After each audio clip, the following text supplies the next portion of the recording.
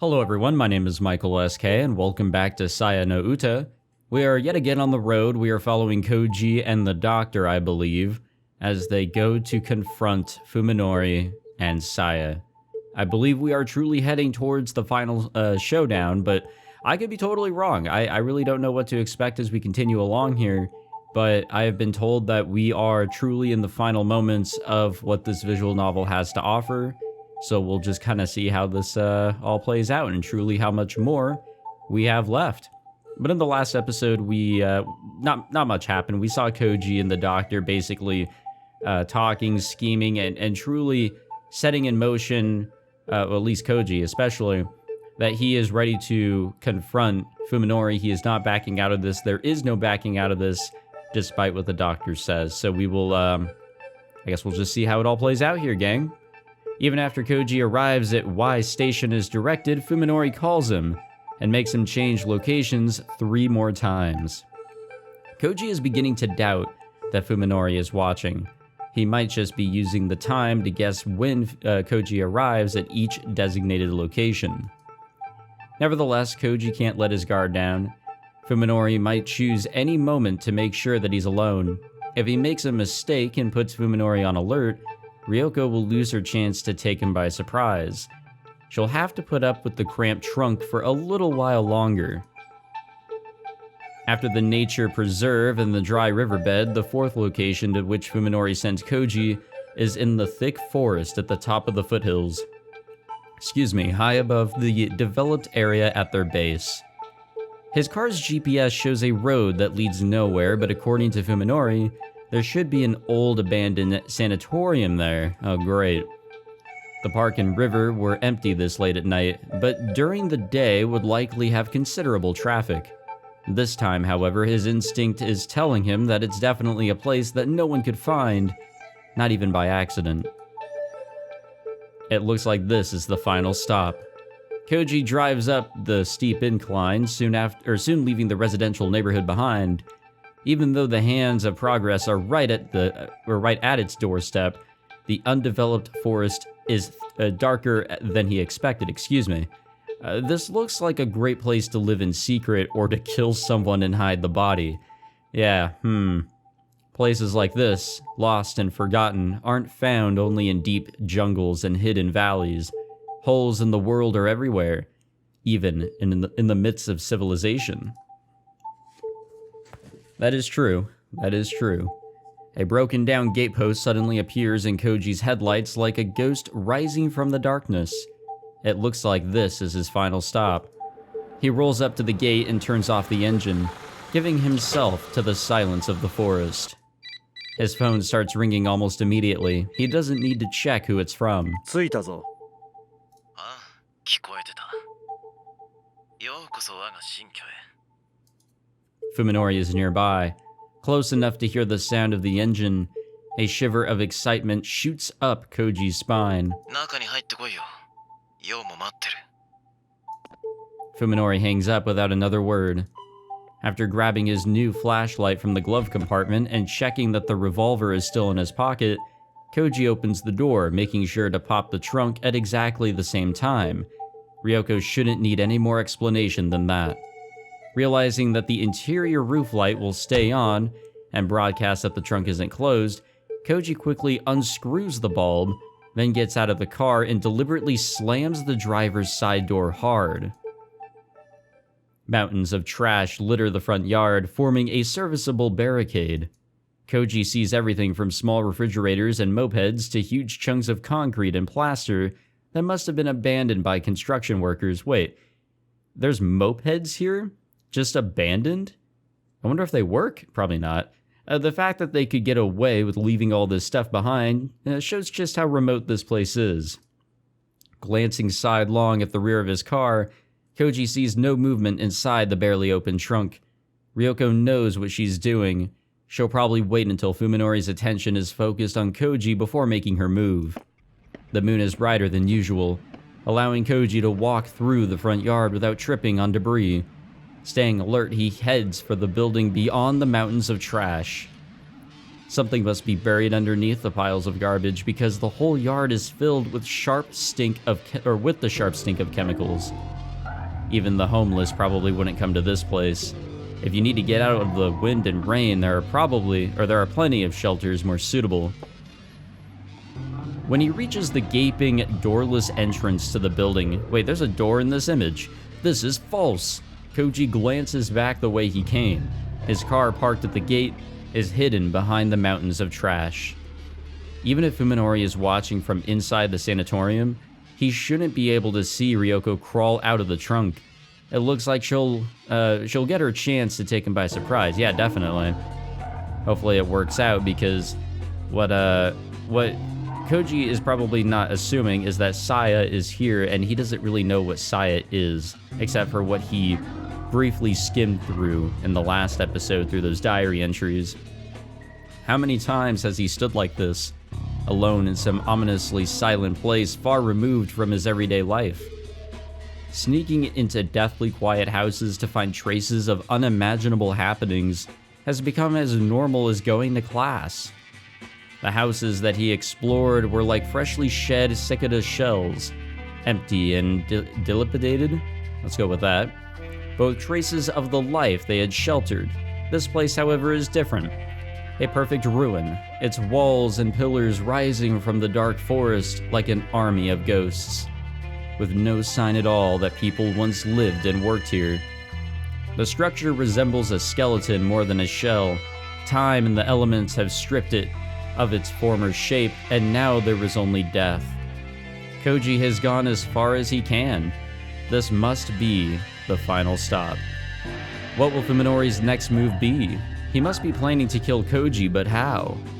Just as he's about to turn on his flashlight, Koji reconsiders. If he wanders around with the light on, he'll be broadcasting his exact location, and that will give the advantage to Fuminori, who's probably lying in wait for him right now. He holds the light before him in his left hand, with his finger poised on the switch. In his right hand, he raises the revolver, keeping it pointed in the same direction. Now ready to fire when he turns on the light, Koji steps quietly into the dark ruin. Oh ho, here we go. It takes a while for his eyes to adjust, but even when they do, he has only moonlight streaming through the empty windows to guide him.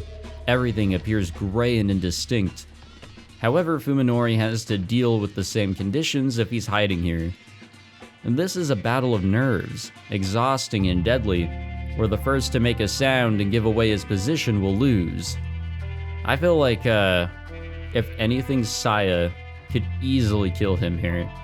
In a very similar way to how she attacked, what was her name, Omi? Where she didn't know that there was something around on the ceiling. I mean, Koji is easy prey here. The rooms on both sides of the hallway are all open. Some are even missing their doors. Koji creeps up to each entrance, checks to make sure no one is inside, and then carefully proceeds on. The stink that he noticed in the garden has changed. Now it smells more organic, like rotting meat. It's the exact same smell that filled Fuminori's house. The organism's flesh freely expands in a manner that renders piercing damage meaningless. Koji grits his teeth and forces the madman's words out of his head. What good can come of taking them seriously? This isn't the time for such useless... Uh-oh. Koji freezes and stares down the hall. It was a wet sound that he had heard just now, like someone dragging their feet through a swamp, and it came from the room at the end of the hall. Something is there, something alive. Koji creeps toward the sound, his light and gun at the ready. Oh yeah. Oh yeah, that is noise. Now it sounds like someone squeezing mud through their fingers, and as he gets closer, Koji begins to hear breathing. Could it be Fuminori? No, that's impossible. He should be waiting for a chance to ambush Koji, not making careless noise. Oh, you know what? I forgot. Yo is here, but she is not human. So what he could probably be coming up on isn't Saya, but Yo. As he proceeds, the strange sound coming through the cracks in the concrete walls grows clearer. It's Yo. It is definitely Yo. Come on. Before he knows it, he is standing on the threshold. The room is filled with a thick, vicious darkness, just like every other room that he's passed. There is more than just darkness, however. Something is there. He can hear pained breathing, like that of a wounded animal, and what sounds like sobbing. Sobbing? 誰だ Koji whispers into the darkness. Now that he's given away his position, he might as well turn on the light. For some reason, however, Koji feels that to do so would have disastrous consequences. So let's do it anyway. The last time I heard her voice on the phone, she was sobbing. The wheezing suddenly stops. And then... oh, there it be. A whisper comes out of the darkness, though not a human voice, not by any measure. It speaks some blasphemous semblance of human words. A nightmarish flash of insight connects the dots in Koji's mind. つくば It can't be. Yo doesn't sound like this. She doesn't smell like this.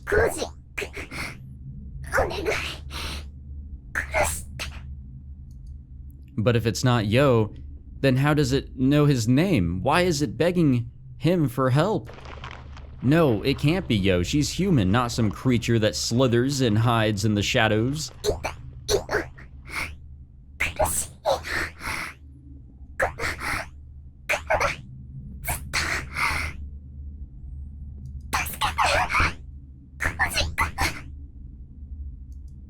The thing wriggles closer.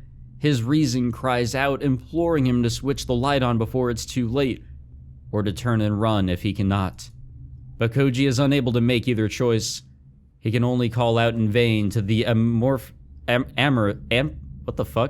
shape in the darkness. Sorry. つくばなのか I guess I just can't speak English No tonight. まさかつくばなのか It's like the, it's that book series where it's always on the cover, you have a human turning into an animal or something. It's literally this.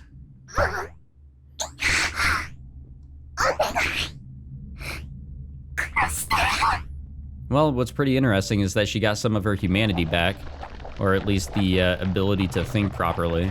Or maybe she never lost it, I don't know. Something soft and slimy slides over Koji's toes. Instinct overrides his will, forcing him to turn on his light and shine it at his feet. The white beam reveals everything. The merciless truth that finally shatters Koji's sanity. Aw, do we not get to see her? Come on, I want to see how awful she looks. Terror wipes his mind of all but two words, gun and trigger. His finger responds with instant obedience, There's an explosion of light and sound, both more intense than he anticipated, and then the destructive forces are swallowed up by the darkness. His ears are still ringing from the bang, but he hears a weak voice coming from the shadows.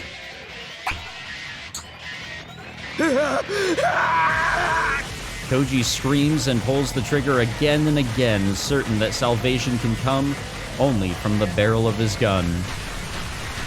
Light and darkness, explosion and silence, they dance before him 3 more times. Koji doesn't even need to aim. The horrible creature is right at his feet, far too close to miss.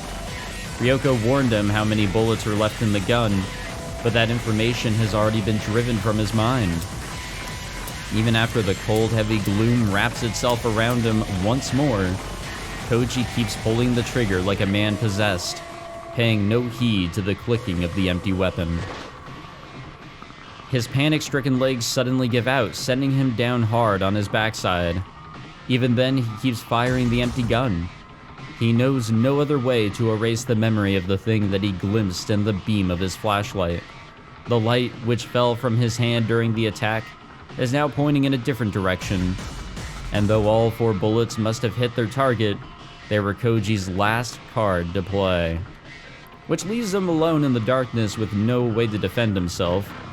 And just as he realizes this, a mass of rotting flesh rolls over him like a tidal wave. Wow.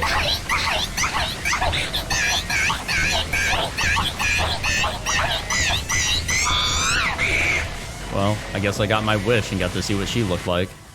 He can no longer even scream as the thing pushes him onto his back. With fear seizing his throat in an iron grip, Koji struggles desperately against the monster as it crawls up his body toward his face. Covering his face with his left hand, he scrabbles wildly along the floor with his right, searching for a way out that doesn't exist. His mind is that of a feral animal, empty of everything but primal terror. And that is why, when his right hand closes around something hard at the last moment, he recognizes it instinctively as a weapon. Putting every ounce of strength into his arm, Koji swings the heavy object at the creature on top of him. He hears the thud of a blunt object striking something soft and wet, and then Koji's attacker rolls off of him.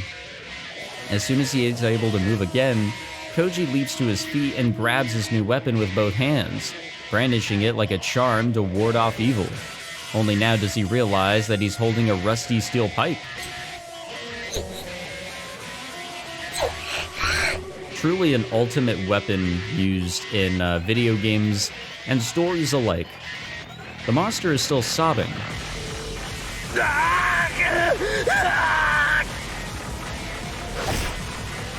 With a cry that is part scream, part roar, Koji raises the steel pipe and brings it crashing down on the cowering creature. He hears a wet sound and feels the blood-chilling sensation of its thick, soft flesh absorbing the blow. These combine to evoke an instinctive loathing that wipes his mind of all but the urge to destroy. Consumed by the same desperation with which he kept firing the empty gun, Koji rains blow after blow down on his enemy, And after the 10th blow, it stops sobbing.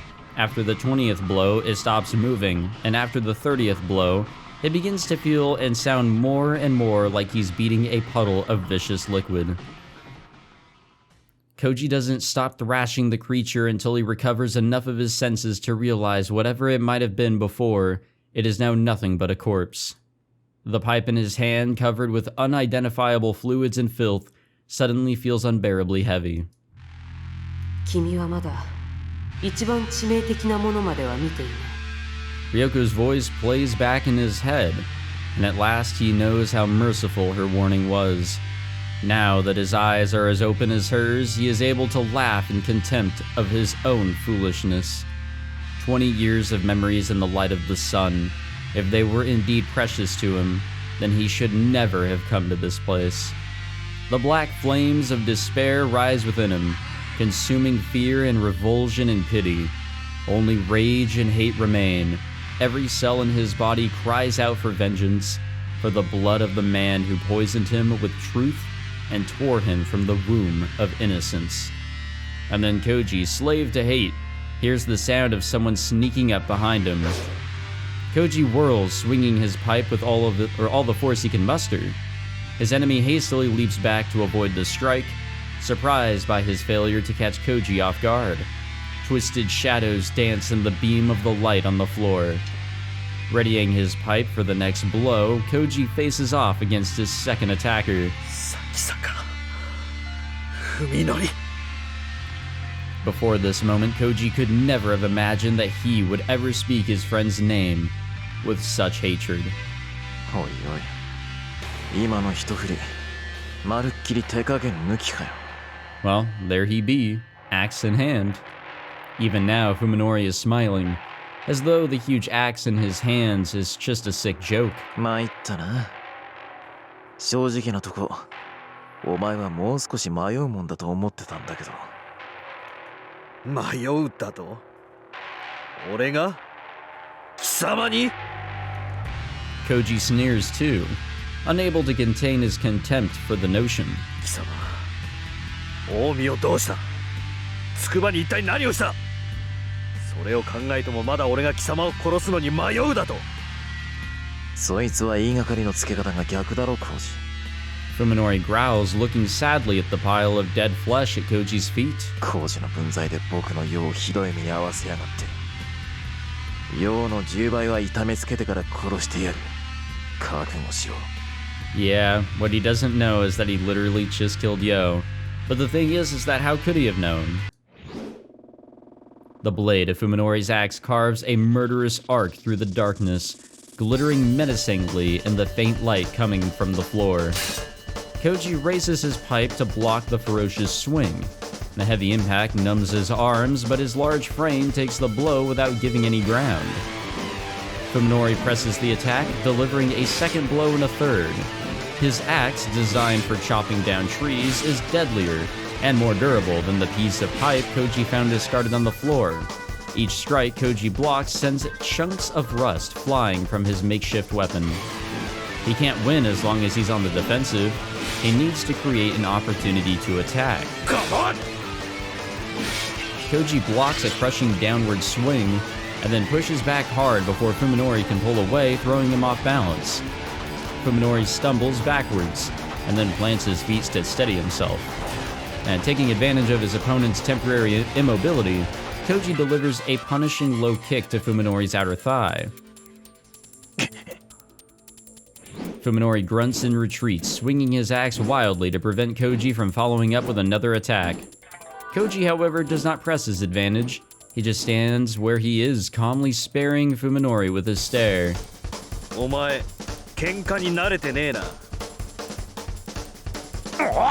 Fuminori roars and comes in for another attack, but the damage to his right leg seems to be slowing his swing. Easily blocking the axe with his pipe, Koji waits for Fuminori to exhaust himself. Fuminori delivers blow after heavy blow, howling savagely all the while. What he does not realize, however, is that the situation now favors composure, not brute force. When Fuminori raises his axe high for yet another attack, Koji sees that his movements have grown dull enough.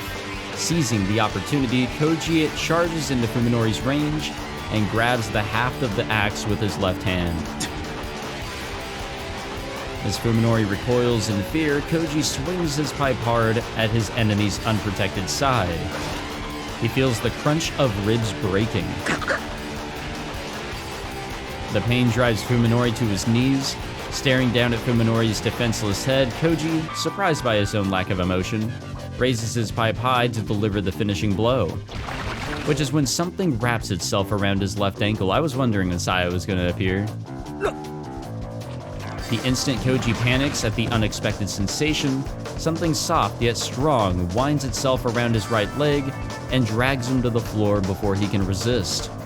He twists his body and tries to swing the pipe at the unseen enemy behind him, but his right hand too is seized by the same flexible force. He wasn't able to feel it through his pants, but now his blood turns ice cold turns to ice at the cold, slimy sensation of the thing wrapped around his uncovered wrist. Excuse me. That monster's still alive? Saya. Fuminori says encouragingly. Even while kneeling on the floor, his face twisted in pain, he manages a terrible, victorious grin. Saya. This monster is Saya. Koji struggles desperately to free his limbs from the creature's slimy grip, but more tentacles swarm over his body, stealing his freedom of movement.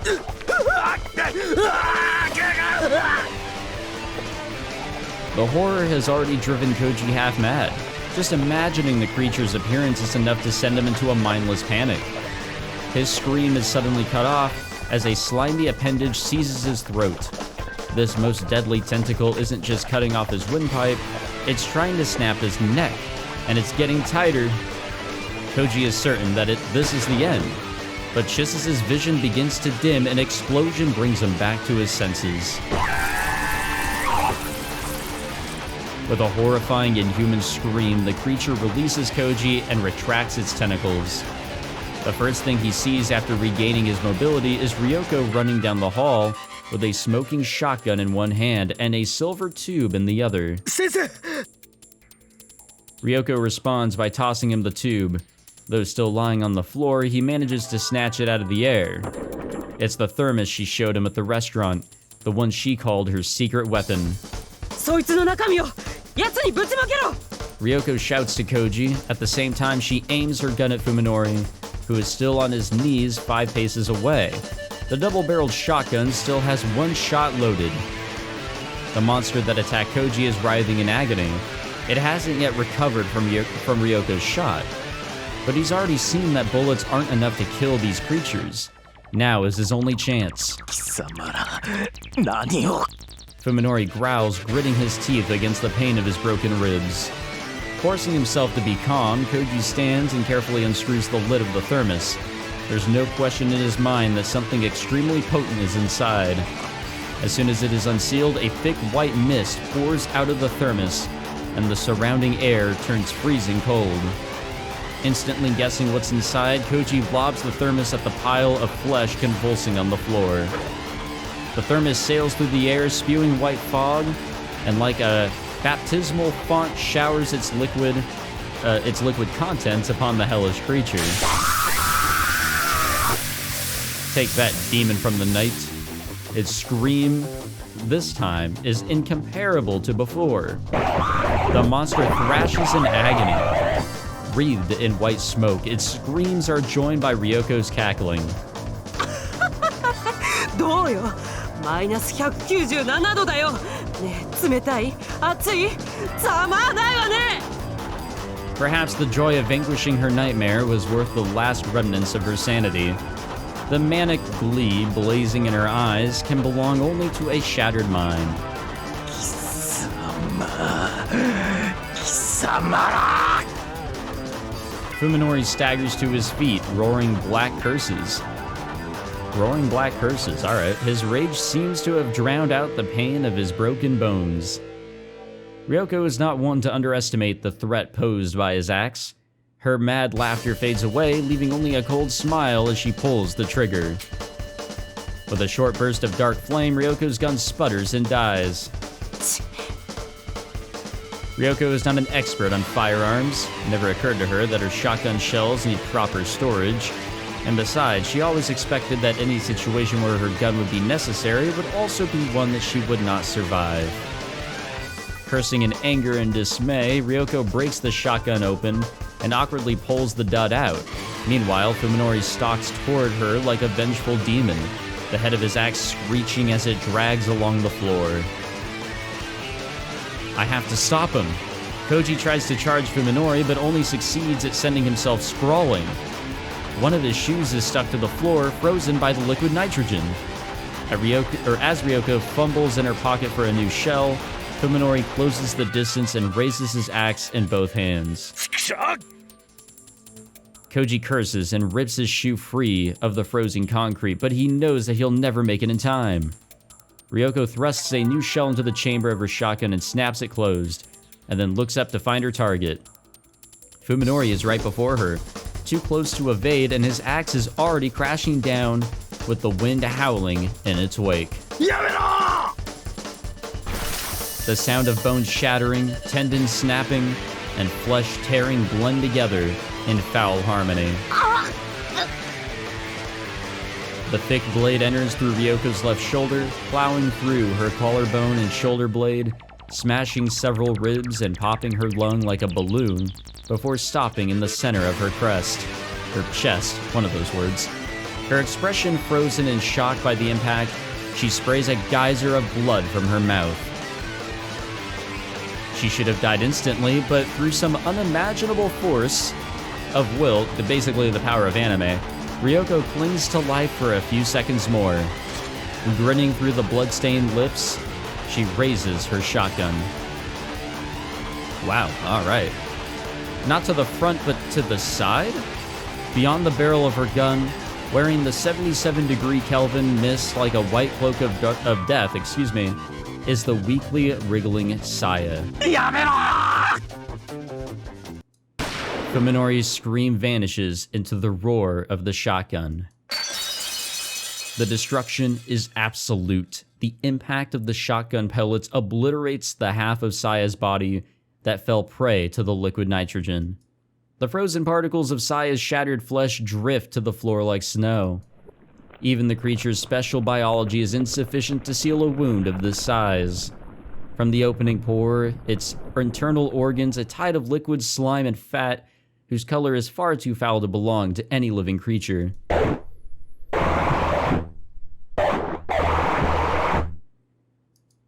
the monster convulses, wailing in a weak, pitiful voice. Saya. With his axe still buried in Ryoko's body, Fuminori stares at the dying creature, his expression utterly devoid of emotion.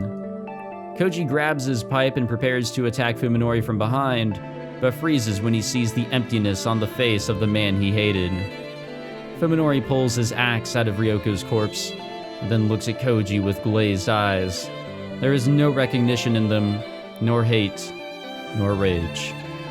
When Koji meets Fuminori's blank stare, he knows there is nothing left in him to kill.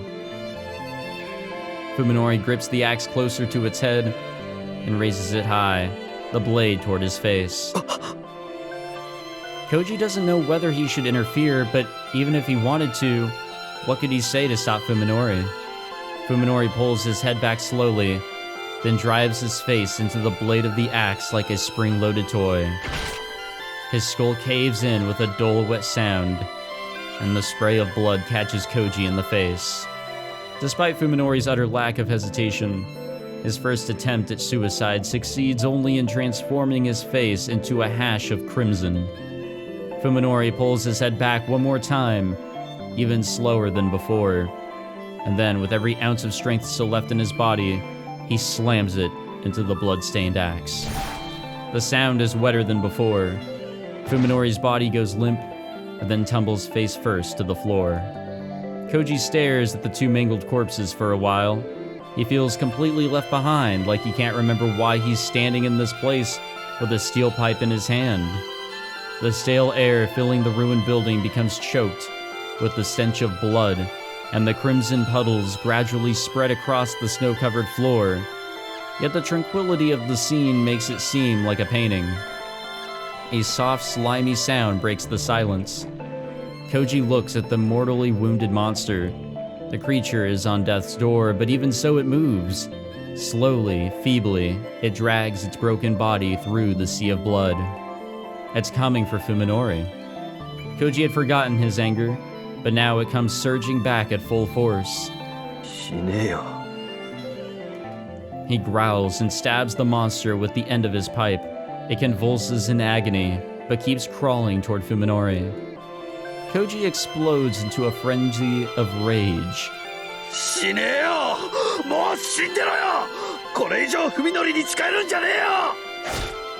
Again and again, he smashes the helpless flesh beast with his pipe. Something tells him that if he does not stop it here, he will truly have lost. The monster, however, never succumbs. It struggles on beneath his blows until finally it reaches Fuminori's corpse.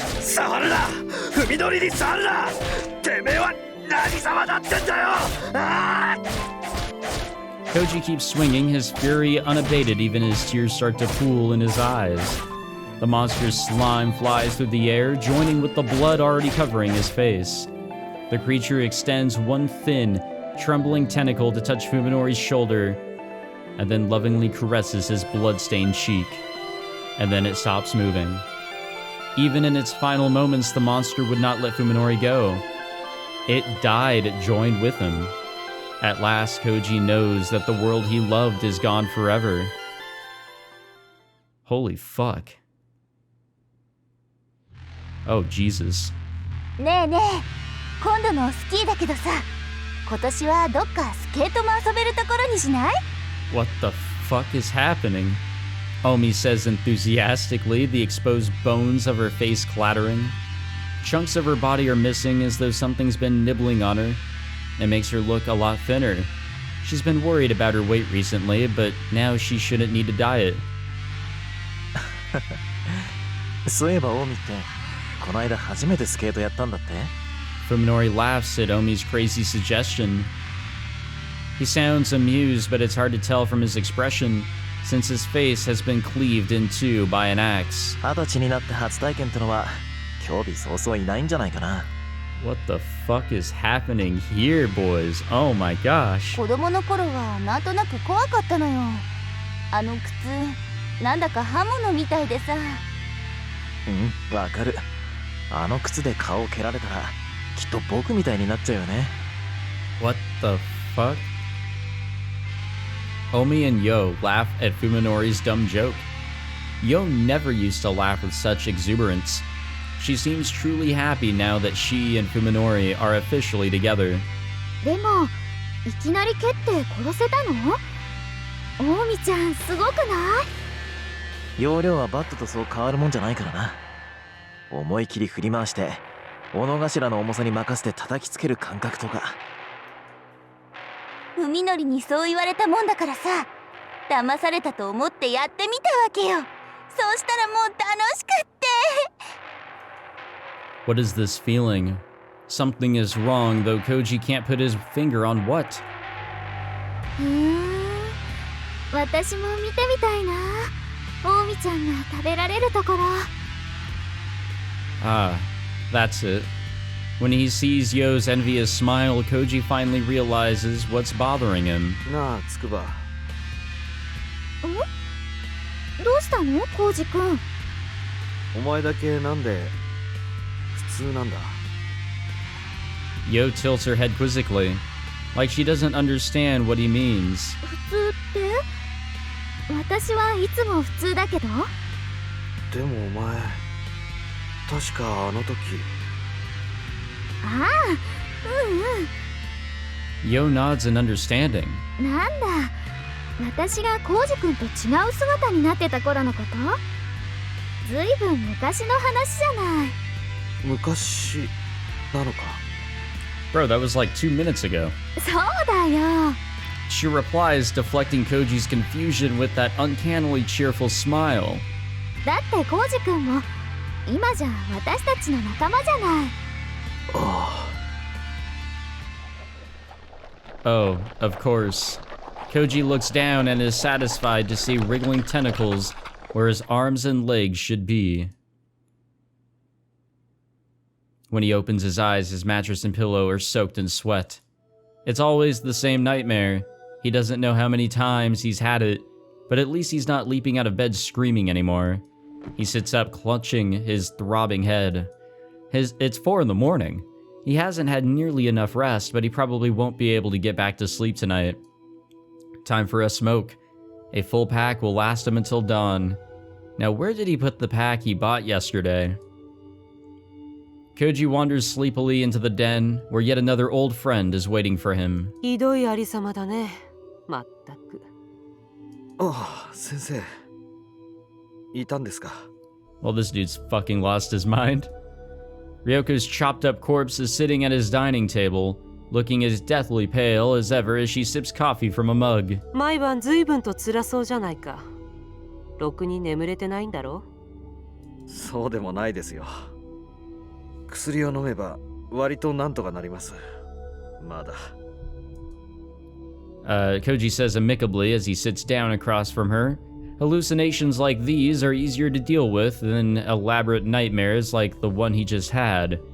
They should probably worry him more, though. あの時 Yeah, 私の honestly. 忠告を聞き入れてれば、ここまで追い詰められることなんてなかっただろうに。もうやめましょうよ、それは。過ぎたことじゃないですか。Ryoko chuckles, smiling the same cruel manic smile that she used to when she was alive.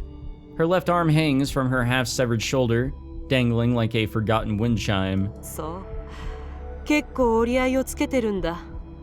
先生だってそうだったんでしょう。普段は優秀な脳外科医で通用してたんだから。上辺だけ取り繕うだけなら、そんなに難しいことじゃないからね。The corpse shrugs her intact right shoulder and grimaces in disgust as she takes another sip of her coffee. でもね、多分この先はもっと悪くなるよ。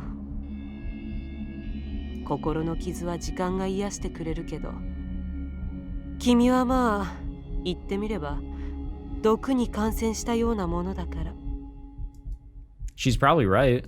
Everyone dreams at night. No matter how dim the memories may get, the nightmares will always be there to tear into Koji with fresh fangs. The insanity that has taken root in his heart will grow, eventually consuming everything that's left inside of him. 俺の場合、先生っていう前例を見て学んでますからね。抜かりはありませんよ。へえ、そうなの。Koji nods, smiling confidently, and then stands and walks to the bathroom. where he retrieves the weapon that he keeps hidden behind the mirror. Ogai's revolver, the one souvenir that Koji brought back from the other world that night. ものすごい苦労したんですけど、結局ようやくその筋の人と渡りをつけましてね。弾も買ってあります。驚きましたよ。銃そのものより高いなんて。おやおや。In the mirror, Koji sees Ryoko with her axe-inflicted gash reversed. She raises her mug in a toast to Koji's resourcefulness. で、何発買ったわけ？弾は。一発だけです。This time, it's Koji who shrugs his shoulders. He uses both, exercising his privilege as the survivor. それ以上必要になるような状況は、俺は願い下げなんで。The corpse in the mirror nods sagely, her smile approving. ほんと、わきまえてるんだね、トノオ君。There is a brief silence. Koji doesn't really feel like getting all melancholy with a dead woman. ねえ先生、いい加減ファミレスのコーヒーはやめましょうよ。なんなら新しいの入れますから。When Koji turns around halfway through his sentence, he realizes that the room is empty but for the silence of the night. And so Koji returns to the world of the sane. He lights his first cigarette of the night and takes a deep drag. While sitting alone in his den, puffing on his smoke, he stares at the gun in his hand. He knows just how precarious a cliff he's standing on. The final line of which Ryoko spoke is now one step behind him. Koji no longer has anything to protect his soul. Now that Ogai Masahiko's fantasies and Tanbo Ryoko's delusions have all become tangible horrors, he knows what insanity and despair truly are. Back in the real world, Sakisaka Fuminori is wanted for several gruesome murders. It didn't take long for someone to discover the stockpiles of human meat in the empty Sakisaka and Susumi homes. In the two refrigerators were found the remains of Susumi Yosuke, his wife and daughter, and Takahata Omi. They found the clothes and other effects of Tsukuba Yo, but were unable to locate any trace of her among the various body parts, a fact that made Koji's nightmares all the more vivid. Dr. Tanbo Ryoko at the T University Hospital vanished mysteriously around the same time. Because she was Fuminori's chief physician, the police have been investigating her connection to his crimes. As for the two corpses secretly buried in the backyard of a certain ruin, well, they'll probably never be found, and this incident will just become another cold case. Koji alone knows what really happened, and he has no intention of revealing it. Not now, and not ever. Ogai's writings were not nonsense, which means that everything else was. What fool was it who said that men are the lords of creation? Those who can believe in paltry things like human wisdom and valor are those lucky innocents who have not looked into the abyss. Koji can no longer share in their blessed ignorance. He knows. He has been defiled by the insanity called truth, and he will never believe again. If he has been poisoned, as Ryoko's ghost said, then that poison is none other than the truth itself. Just as pure oxygen is harmful to the body, the naked truth has the power to destroy men's minds. Only by diluting it with lies and taking it in small doses can humans maintain a healthy soul. どんなに世界が底抜けにめちゃくちゃになっていこうと。Words once spoken by the living Tanbo Ryoko pass through Kyoji's mind. 悲鳴を上げて逃げ回る以外の選択肢が自分にはある。That without a doubt was the comfort that she kept hidden in her bosom, the only thing that allowed her to face her dreams each night. Koji has taken his predecessor's lessons to heart. He's prepared for anything. One bullet is always behind the bathroom mirror, promising him salvation. But for now, we okay. So that is the ending if we go the smart route. Okay. Gotcha. Honestly, could this even be the good ending? Like, we did everything right. I think, from Koji's perspective, to rely on the doctor to just kind of head in and face the two of them with her help.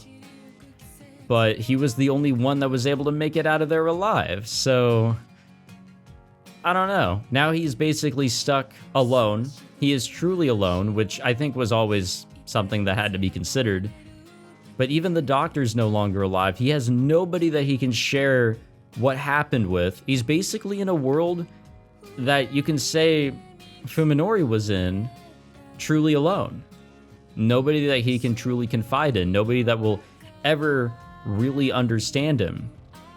Now, luckily, he's able to actually see and understand people as humans, but could anyone truly see and understand him as human going forward?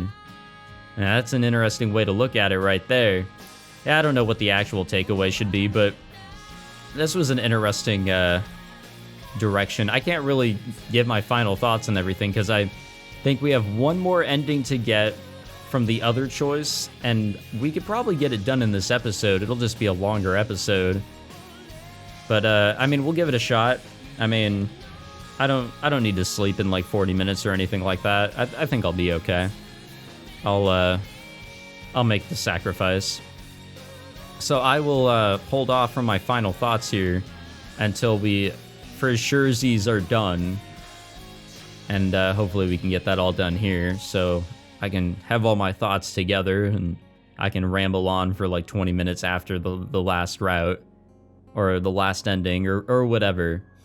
Now I'm assuming here that what we'll be jumping into is Fuminori and Saya being able to live on, meaning that Koji will fail, the doctor will inevitably fail, and the two of them will live on, but they will be against the world forever. What that means, I don't know.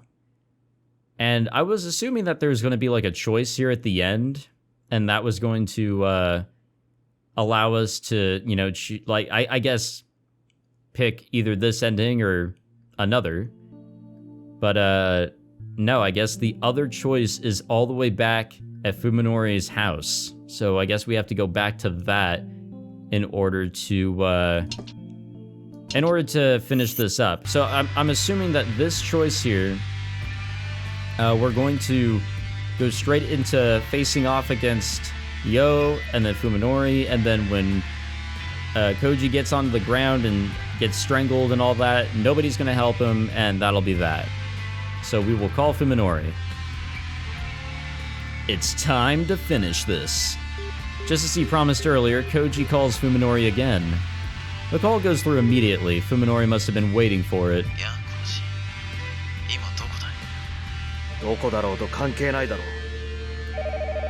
As soon as Koji responds, a shrill ringing fills the house. Startled, Koji spins around and looks into the hallway.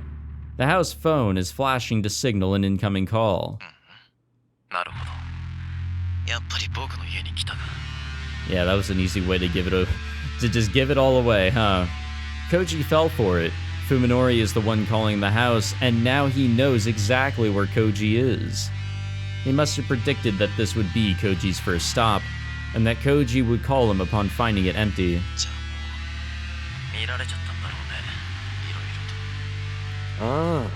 Koji keeps his voice bold to conceal his horror. When did Fuminori become so cunning?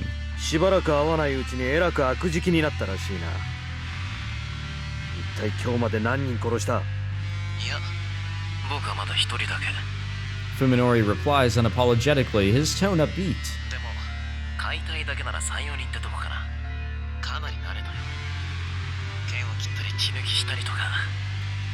Koji no longer feels sadness or horror when faced with Fuminori's inhumanity. There is only the cold desire to kill the creature speaking such revolting words with his friend's voice.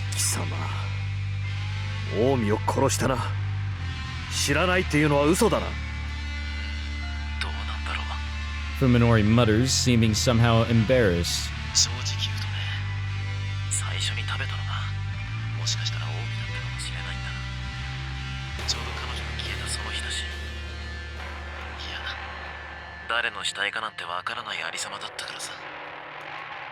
Koji had already abandoned hope, but it's still a shock to hear of his lover's brutal end. つくばもか。いや、彼女はちゃんとここにいる。僕だってバカじゃない。彼女は取引の材料なんだろう。むさむさ捨てたりしないさ。Fuminori says with an exasperated chuckle. 声を聞かせろ。それはちょっと無理かな。口を聞けるような状態じゃないから。That is true. Fuminori's dismissive words further sharpen Koji's bloodlust. 言ったはずだぞ。彼女を無事に解放しないなら。Oh, she's a little harmed. 生きているだけでもよしとしてくれよ。それとも完全に死体になったようが欲しいかい。確認するなコージ。お前は集めた資料の全てを証拠ともども持ってこい。その内容を見て納得できたら僕らは用を引き渡す。いいだろう。It's obvious that this deal is a sham. In all likelihood, Fuminori is planning to kill him and bury his secrets forever. Moreover, Koji doubts that Yo is even alive. Her meat could very well be somewhere in the refrigerator right next to him. However, Koji isn't particularly interested in Fuminori's true intentions. After all, he has no intention of making a trade either. His only goal is to get close enough to destroy Fuminori and whatever is pulling his strings. 場所はお前が僕を尾行してきた大貝教授の家覚えてるだろう。今夜7時にそこで落ち合おう。一人で来いよ。おい。 Fuminori hangs up without waiting for Koji's response. Perhaps Fuminori too has sensed his opponent's intent. If so, then he has realized that Koji is not just the hunted, but the hunter as well. So we're like duelists maneuvering for advantage. Koji smiles grimly as he pockets his phone. It's astounding how much their relationship has changed. The question is whether or not to comply with the 7 o'clock rendezvous agreement.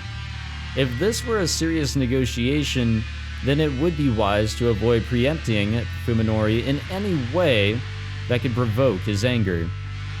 What Koji and Fuminori are really doing, however, is trying to lure each other into a deadly trap. Koji doesn't know what Fuminori plans to do between now and then, but he's not about to let his enemy keep the initiative. The fierce bloodlust that has taken root in his heart is more than enough to energize his exhausted body. Koji leaves the death-filled house, his stride more determined than before. So it's taking place in a totally different area. Okay, and we've already seen this, so how do I skip? There we go. Yeah, we've seen this nonsense. So there is some similarities.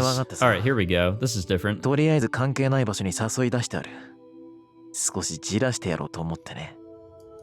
やっぱり暗くなってからがいいよね。ああ。頃合いを見計らってここに誘い出して仕留めよう。ここなら誰にも気づかれないからね。せっかく人間一人分の肉が Okay, we can skip again. So maybe he will still be lured here. I wonder how it'll all play out.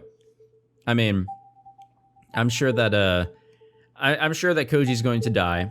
I think he'll definitely be in the losing end here. I mean, it makes sense based on the choice. We talked about this already. Let's just see how it all happens. Koji has nothing to do but wait. He has spent almost half a day in the dark, empty study, breathing stale air choked with mold as he strains his ears for the slightest hint of movement below. Few people could endure such a vigil, but Koji has accomplished it without complaint. If anything, the suffering is welcome, for it keeps his nerves honed to a razor's edge. Without a doubt, his single-minded focus is the only thing allowing him to push the limits of his stamina. There we go, that's a word. Koji understands this and embraces the pain. His closest friend has shattered his world like glass, and now Koji feels only hate toward the madness that has replaced it and toward himself for allowing it to happen. Self-loathing is a more reliable source of willpower than any faith or resolve, no matter how noble. When he arrived at the Ogai house, Koji snuck inside carefully, hoping to perhaps take his enemy by surprise. It was only after he got inside that he realized the house was still abandoned. Even so, Koji was sure that Fuminori would arrive earlier than promised in order to set up an ambush. However, the light streaming through the windows turned red and then faded to darkness with no sign of anyone coming. Koji's patience has grown weaker and weaker by the moment, and now the appointed time has arrived. Just as Koji's frustration is about to peak, his phone begins to vibrate and flash. It's from Fuminori. He's calling rather than to show up himself. Rage threatens to overwhelm him for an instant, but Koji manages to keep his voice calm as he answers. どういうつもりだ、文則。いやね、まさか待ち伏せなんていう無駄なことをして神経すり減らしてないか。お前のことが心配になってさ。Fuminori says, chuckling scornfully. 遅くなったが、そろそろ本当の待ち合わせ場所を教えておかなくちゃと思ってさ。間に合ったかい？ふざけた真似を。まあ怒るなよ。当然の用心だろう。Fuminori laughs with unrestrained malevolence, as though to emphasize that he's seen through Koji's plans. お前が大貝教授の家まで来てるんなら、そこからほんの少し先、歩いて行ける距離の場所だよ。僕と陽はそこにいる。まずは車に戻ってカーナビを見ろ。ところ番地教えてやるから。今度こそ信用できるっていう保証は。疑わしければ来なくていい。尻尾を巻いて逃げるがいいさ。Fuminori hangs up immediately after speaking his challenge. Damn, in this direction, Koji really just does not have anything on Fuminori. Fuminori is the one that is in charge here. Wow. Koji leaves out of his chair and kicks it across the room, unable to find any other outlet for his rage. He has no choice but to do what Fuminori says. His stamina is already exhausted. Only his obsession is keeping him going. If he allows himself even a moment's rest, he fears that he'll never again find the strength to face this madness. Tonight is his only chance to kill Fuminori. Koji knows, of course, that his enemy is planning to ambush him. Fuminori isn't going to fight fair, but then neither is Koji. With the unsteady stride of a man half asleep, Koji leaves the Ogai house and heads for his car, which then GTA blows up. Only the base of the foothills, or these foothills, have been developed for housing. The address Fuminori gave Koji is outside of that area, in the thick forest that still covers the mountain's face. His car's GPS shows a road that leads nowhere, but according to Fuminori, there should be an old abandoned sanatorium there. It's definitely a place that no one could find, not even by accident. Maybe this next stop really will be the last. Oh, it will, baby. Koji drives up the steep incline, soon leaving the residential neighborhood behind. Even though the hands of progress are right at its doorstep, the undeveloped forest is darker than he expected. I feel like I've read this before. Is this, skippable? Nope. This looks like a great place to live in secret or to kill someone and hide the body. Places like this, lost and forgotten, aren't found only in deep... Okay, I've already read this. I don't want to read it again. Yeah. We don't have to reread stuff that we've already read. After grabbing his new flashlight from the glove compartment and checking that the revolver is still in his pocket, Koji opens the door and gets out of the car. No need to open the trunk this time. Absolutely no reason to. So we go through all this shit again, it seems. All this fun stuff. Oh, all right. And now we're with Fuminori now. We're through his perspective. Yeah, there's probably like no saving Koji at this point, so it makes sense. It's all good. My mind hazy from the pain, I watch as Saya feasts upon her slain prey. Well, Koji's dead. We've won. It was hard, and I wasn't able to do it alone, but together we have defeated our enemy. The price was steep. At least 2 of my ribs are broken, sending a sharp pain shooting through my chest every time I breathe. And then there's Yo. I didn't expect her to fall to Koji so easily. I suppose that unlike Saya, she might have been unfamiliar with how to use her new body in combat. My injury must have fueled Saya's anger. Her slaughter of Koji was merciless and complete. As soon as her prey stopped moving, she sank her teeth into his vital organs and ruthlessly extinguished the last embers of life. Though her brutal, grisly actions were unbecoming of her girlish appearance, Saya's face, covered in blood and gore, was that of a victorious queen of beasts lording over her defeated foe. There was something noble and sacred about her primal ferocity that made me reluctant to disturb her. I don't know how long I've been sitting here watching Saya feast. I've nearly fainted from the pain several times, to be honest, and I'm not used to violence. The wounds I suffered in the car accident were worse, of course, but these broken ribs are the most severe injury that's ever been deliberately inflicted on me. You'd think that Saya could show a little more concern for my condition. Koji is already as dead as can be, so there's no reason for her to be so greedy. I suddenly realized that Saya has stopped eating, and now she's lying on her back, rolling from side to side. Has she eaten too much? It's been several days since we've had fresh, unfrozen meat, so I understand where her enthusiasm is coming from. But still, I'm wounded here. She could give me a hand. Because I'm preoccupied with my own selfish wants, I'm slow to realize that something is wrong. Saya isn't resting. She's trembling in agony. My blood goes cold, and the pain from my broken ribs is suddenly forgotten. Saya! I jump up, run to her side, and cradle her fallen body in my arms. Her face is pale and drenched in sweat, and her half-closed eyelids and lips are shivering like she has a fever. What's going on? Was she wounded from the fight? Could the meat she just ate have been poisoned somehow? I don't understand. All I know is that something terrible is happening. Saya! Yeah, what is happening here? The only thing I can do is call her name with all my strength. Saya slowly opens her eyes and gazes vacantly into my face. Fuminori, ごめん。大丈夫だよ。You know, in the last episode, she did say that killing off Koji and basically getting rid of all of Fuminori's worries will be her final gift to him. What did she mean by that? I think we're about to find out. 痛いだけ。何なんだどうしたんだサヤしっかりしろ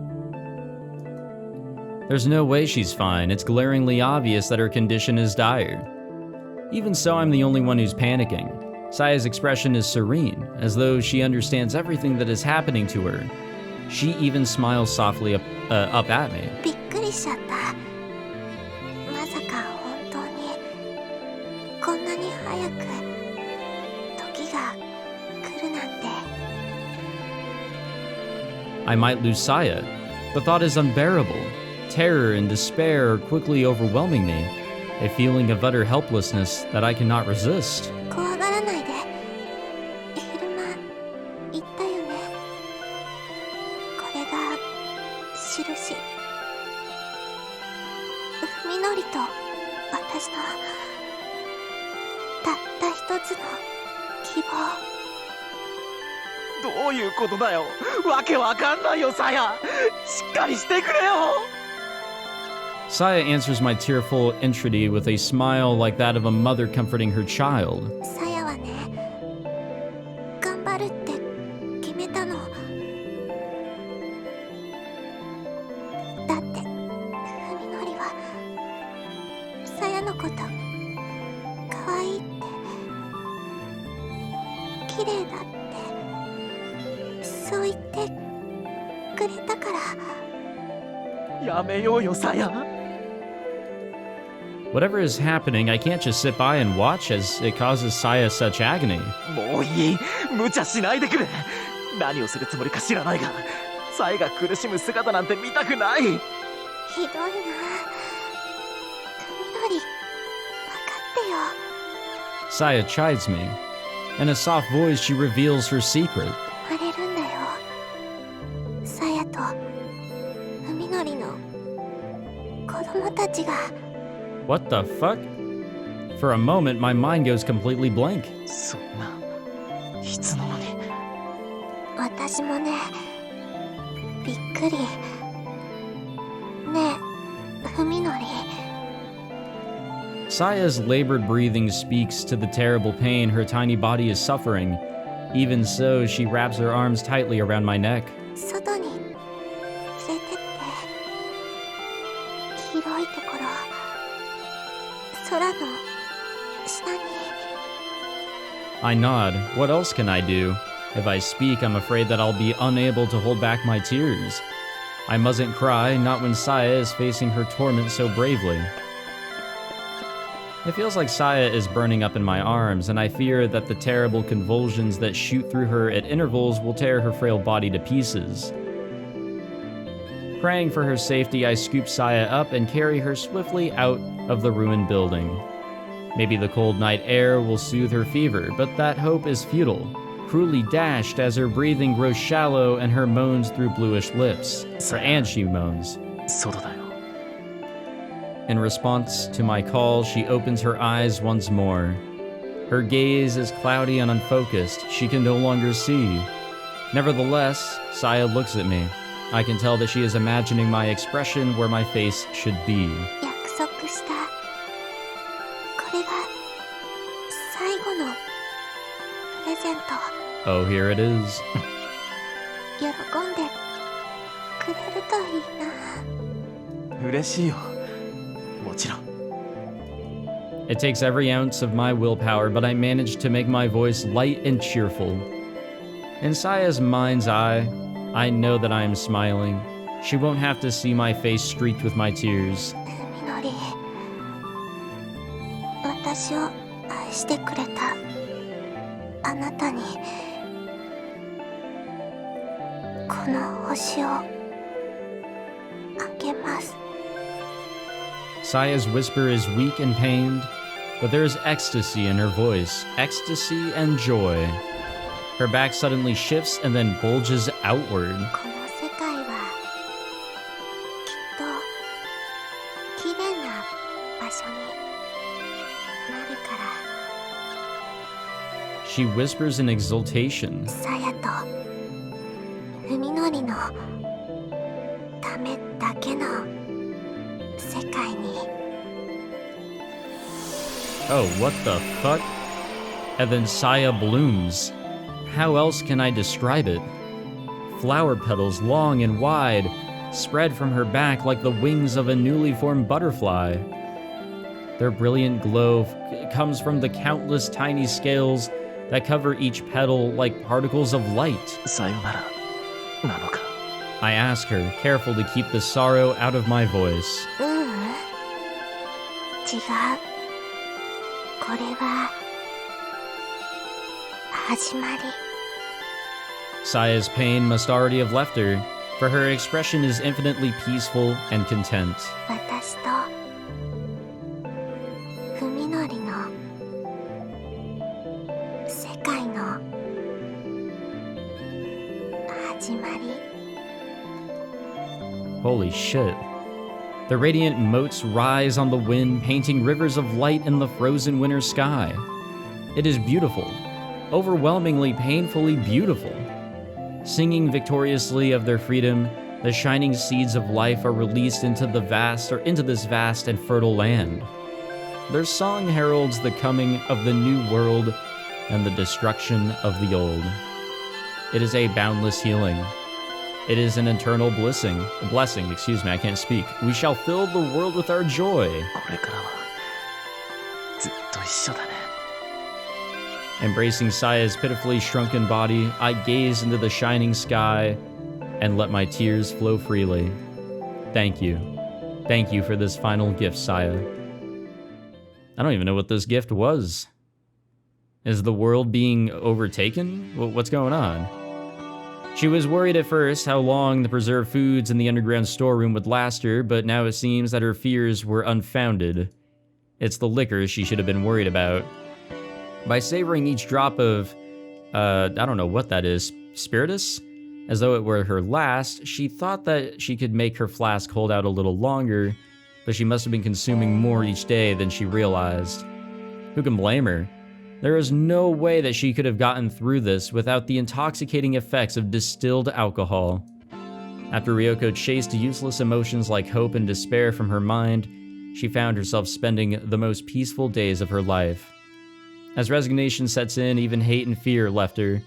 Now she feels only awe for what Ogai Masahiko did and respect for the depth of his intellectual curiosity. After all, Neither she nor this world has any reason left to deny his research. What did she find? I guess now that she didn't have to run off and meet with Koji to confront Fuminori and Saya, she got to read everything. Alone in the mountain cabin, Ryoko killed time by bringing order to the documents that Ogai had left behind. She took the scattered, enciphered papers and rewrote them in a more readable fashion, eliminating redundancies and adding indexes and tables of contents. Ryoko did not intend for anyone to read them, of course. She knew full well how meaningless her actions were. With her reason to live gone, however, having something to devote her mind to was at least some relief. And now, as the last congratulatory drops of Spiritus vodka burn their way down Ryoko's throat, all of Ogai's research lies before her in a single volume. She has finally finished transcribing and annotating the last of his writings. Enjoying the satisfaction of a pointless job well done, she idly pages through the manuscript that she just completed. I shall conclude by summarizing my theory as it currently stands. The life form that I have named Saya did not appear in our universe by chance, nor even as a result of my summoning, but because of the instincts that were programmed directly into her biology. She was created to fulfill the same ultimate purpose, that all life shares, reproduction. Saya and her kind procreate by spreading their seeds to other dimensions. What is the probability that they will discover a doorway to another world? Even if they succeed in doing so, the chance of that world being suitable for reproduction must be even more minute. In order to make the most of that scant probability, evolution has granted them a certain advantage.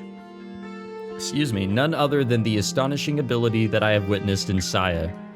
To wit, they select the most prosperous life form that they encounter, take control of it, and in doing so gain dominance over that planet's biosphere. In other words, they hijack the entire species. They do this by analyzing their target's genome, and then overriding its genetic code to remake it in their own image. Saya's biology is more than capable of inducing such dramatic and widespread mutation. There is a significant probability that the target species will have evolved into intelligent life. This element may be necessary to gaining control of a planet's environment. Therefore, Saya and her sisters also plunder their target's culture and psychology.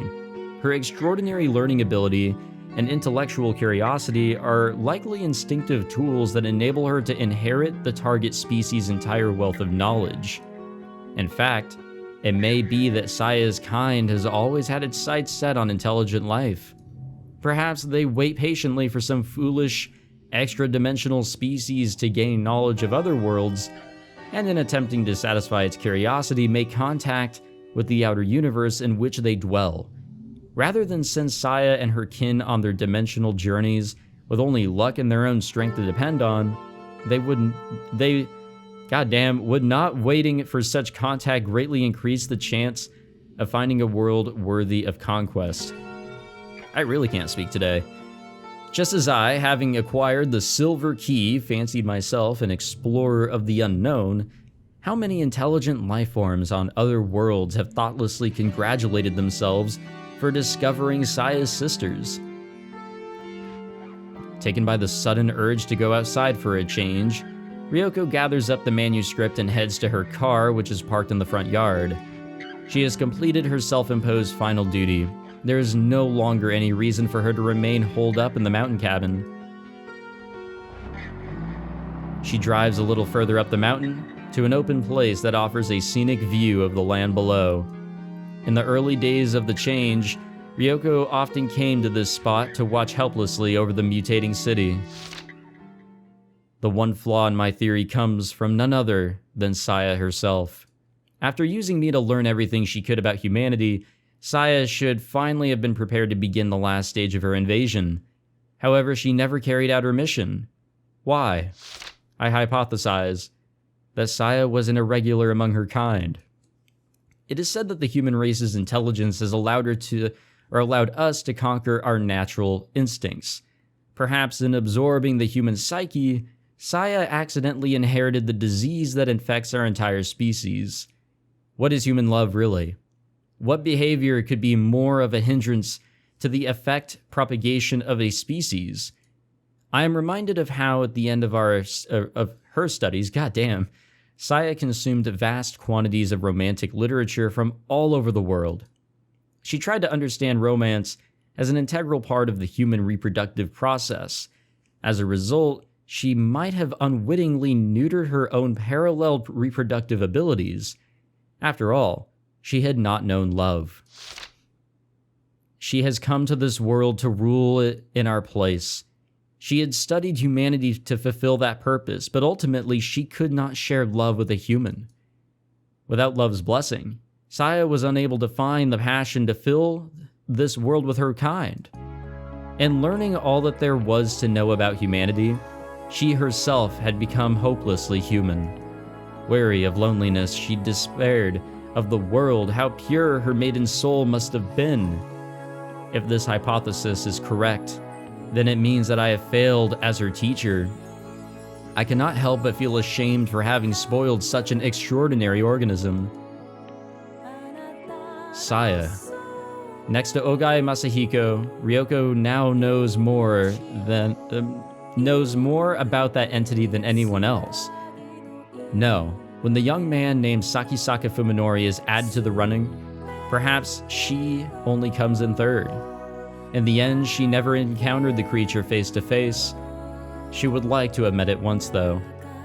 If Ogai's analysis of Saya's psychology is correct, then it must have been Sakisaka who restored her desire to conquer the world. Perhaps as Sakisaka's chief physician, Ryoko played some role in bringing that lonely young man and Saya together, in which case, she should at least have had the right to attend their wedding to end all weddings. She might even have charged them a matchmaker's fee. Oh, wow. I have a dream that one day my daughter will know the blessings of love. I pray that there will come a day that her heart burns with such flames of passion and her world becomes bright and joyous once more. When that day comes, Saya, your terrible, irresistible purpose will surely consume us, that your progeny may flourish. The whole world will know your love and be reborn. Ah, what wonders the future holds. I deeply regret that I must end my life before I can see that day come, but the footsteps of those who would destroy my dream grow closer by the hour. If I seal my lips in death, then their grasping hands will not reach you. Please forgive me, my daughter, for leaving you alone in this barren world. With the knowledge that you now possess, I know that you will find your own path. The radiance of your hard-won soul shall light the road ahead. Have no fear, have no doubt. March onward until you reach your answer at last. And I, Saya, will dream forever of the world that you will create. Perhaps it is the isolated environment or the mountain air. Maybe she's just more resistant to the change. Whatever the case, Ryoko has not yet become as inhuman as the creatures wriggling through the city below. She does not know exactly how many people on this planet could still be called human, but she's one of what must be only a handful of survivors who are left to watch over the end of mankind. Of course, it's only a matter of time before she changes too. It has been 3 days since she chopped off her right hand, which had ceased to function as anything resembling a human hand, but the itching that has spread across her entire back is growing more intolerable by the hour. She could look in a mirror to see what she is becoming, but she doubts that it would make her happy. Ryoko thinks that maybe it would be best to just go to sleep here, with the world spread out before her.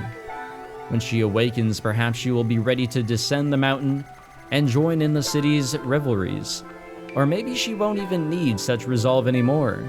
Whatever the case, Ryoko thinks dreamily as she licks the very last drop from her flask. Even after I stop being human, I hope I'll still enjoy the taste of booze. Oh, doctor. Never change. Is that it? Are we done? Is that it? Come on, game. Tell me if that's it. I guess that's it. Okay. I just had to click. Oh, that wasn't even the true ending. We don't get credits for that. That's interesting. I don't know if you can really even say that there was a true ending here. I don't know. I don't think you can actually say that.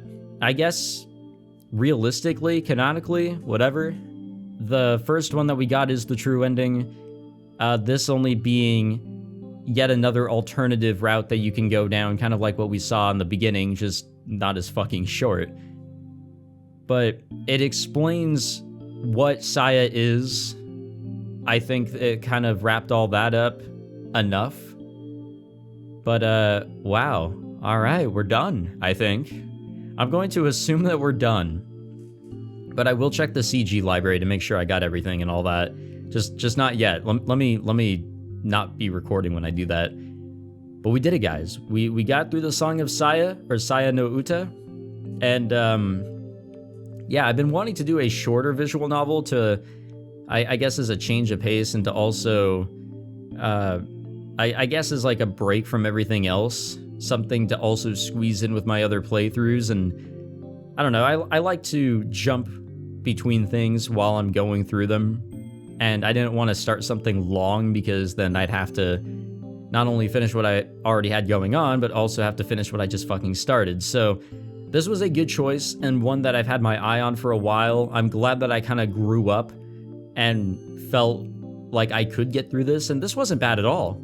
I mean, it was fucked up in a lot of places, and that I can identify, but it was okay. Not like I was going to throw up or anything at any point. I kind of was prepared for what was to come, but I feel like it could have been worse in a lot of areas. Maybe I am just used to fucked up things, and hentai really fucked me over, huh?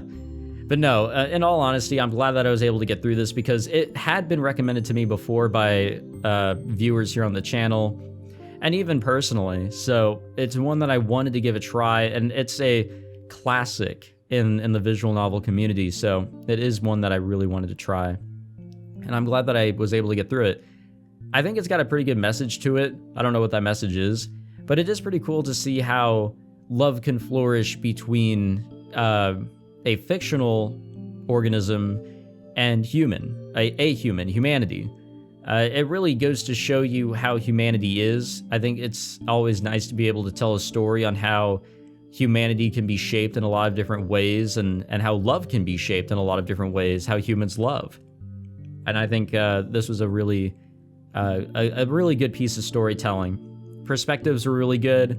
I really enjoyed seeing Fuminori's fucked up perspective, but also being able to see a more human perspective through like Koji and other characters, I think was really good, because who the hell knows what was going on at times, right? I think it was a good balance. I think it was a good short story. Compared to the other visual novels that I've played here on the channel, it succeeded in it being relatively short in comparison. I don't know if I have too much to say on this, though. The true ending, the ending we just got, I mean, I spoke a little bit on that other ending that we got, where Fuminori kind of just turned himself in, but he wasn't able to do anything. And I guess the same thing goes for Saya. Looking back on that ending that we got in the beginning of the game, she wasn't able to continue to explore her love, therefore maybe she wasn't able to take over the world. She didn't spend enough time with him or something, maybe. And he wasn't able to truly express his love to her. I don't know. Just things kind of just ended up too short, with Fuminori returning to humanity. And with these other endings, going the smart route turned out to have Koji, who I thought was just going to be a side character, who really became a very important character. He became all alone. He was by himself in the end, pretty much to kill himself. We can assume that someday he will off himself, because he's lost his mind. There's no going back. He was warned. He didn't heed the warning. He thought he was okay. No, he had the opportunity to go back. Being in that situation made it to where he could no longer go back. He didn't heed his warnings, and therefore he faces the consequences. And in this other route, I guess Koji, still being Koji, went in, got himself killed, And Fuminori, who I guess truly strayed so far from humanity in those last two routes, definitely not routes endings, excuse me. Those last two endings, not the first one, he regained that, but in the last two endings, we saw that he has strayed too far from humanity, no getting that back for sure, and that he was so sad with Saya's death.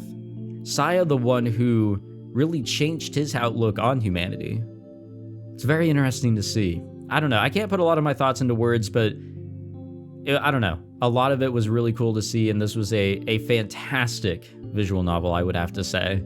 For how short it is, I think it is probably one of the best because of how it just gets you thinking, you know?